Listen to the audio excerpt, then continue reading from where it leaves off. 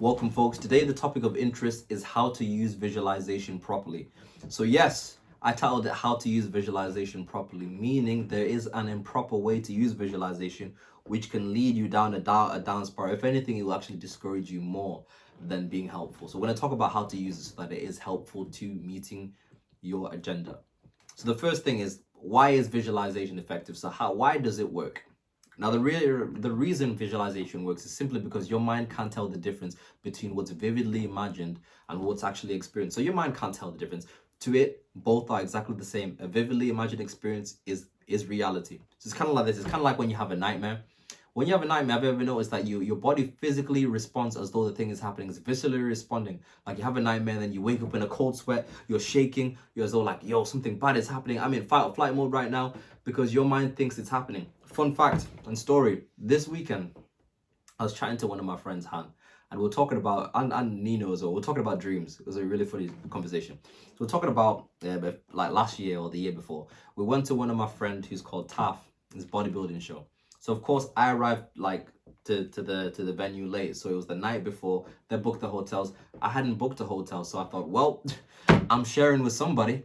So I arrived there naturally because it's Taf's bodybuilding show. I can't sleep in Taf's room or in his bed. I can't share a bed with him because he needs to rest to make sure that he's prepared. So naturally, Han by default is sharing a bed with me. So I arrive, I get there, we share a bed. I'm sleeping. I don't know what happened, man. I must have had some sort of night terror. I was like fighting off the demons in my sleep. And in my sleep, I punched Han in the face. So I punched him, Han's head back, whiplash, right? Han's like, gosh, right? So in the morning, we all wake up. Taff sees Han's face, and Han's got like a big mark across his face, like Han's, and Taff goes, Han, you're bleeding. Han remembers that I punched him in the face, right? My body physically responded as though I was as though I was fighting off the demons. It physically responded, and I punched him in the face in my sleep. Right? That's the point. My body responded as though that dream I was having was a reality, and I viscerally responded and I hit him in the face. That's how visualization works. Something that's vividly imagined is experienced as though it's reality.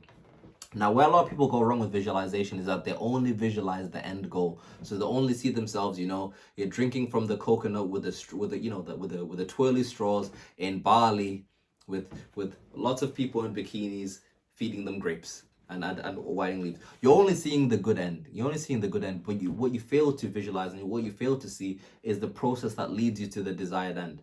Now, if you do visualization like that, where you only see like the dream goal, like I'm closing my eyes and seeing the goal, what happens is, if anything, like you're motivated for a day or so, but then the dissonance hits you and you realize, man, I'm so far away from the result with Bali. I'm still here in like my mother's basement. I'm still here in my 1 bedroom apartment, deep in my overdraft. How on earth am I ever gonna get there? And then that dissonance disempowers you, and it doesn't motivate you to take action. If anything, you think, man, I'm never gonna get there.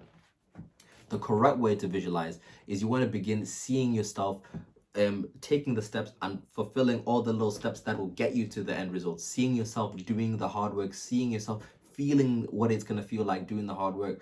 Because in doing that, you're conditioning your body and conditioning your mind and your spirit to be able to endure the distance.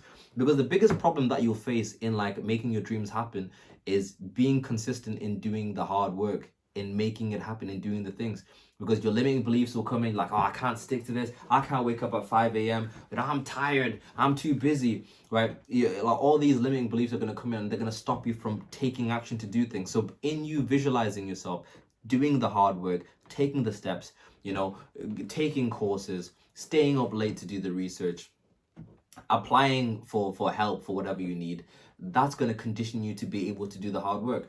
Now you may be thinking, okay, cool, I've got an ideal vision for myself, right? But I don't know the steps that are going to get me there. I want to start off and build like a really big successful ice cream van company. I want to sell ice creams and change the world. How do I do that?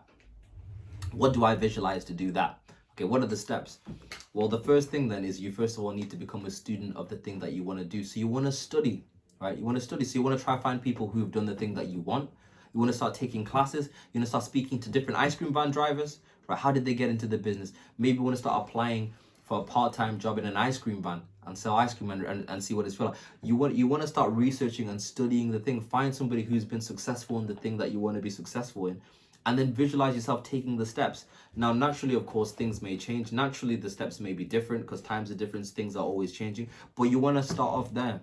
Because as you start off then, as you study, as you make sense of things, take courses, do all that stuff, the blanks will begin to fill themselves out.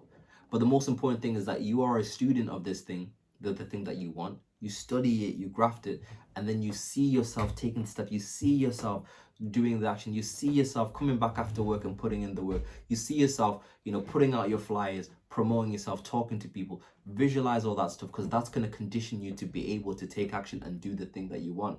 You'll make it a reality, but you must be conditioned. The reason that you don't follow through with things is because you're not conditioned. You're emotionally flabby, right? Emotionally, you are out of shape. You got the bingo wings, right? Because you're not conditioned. So you want to visualize, because that's really going to help you out with that.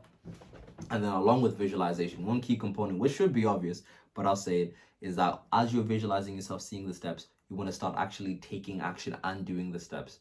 What a lot of people fall short with, like law of attraction stuff, is like they close their eyes, like, I can say £1 million, wealth and abundance, but they don't do anything to make it a reality. You have to actually take actionable steps in the real world to make this stuff happen. So that should go without saying, but you got to say it. So of course, the main thing is that one, you want to see yourself taking the actionable steps. Do the research on how to get yourself there and see yourself doing that. That's going to condition you to be able to do that. And that's how you use visualization properly. Video done. Peace and love. Bye-bye.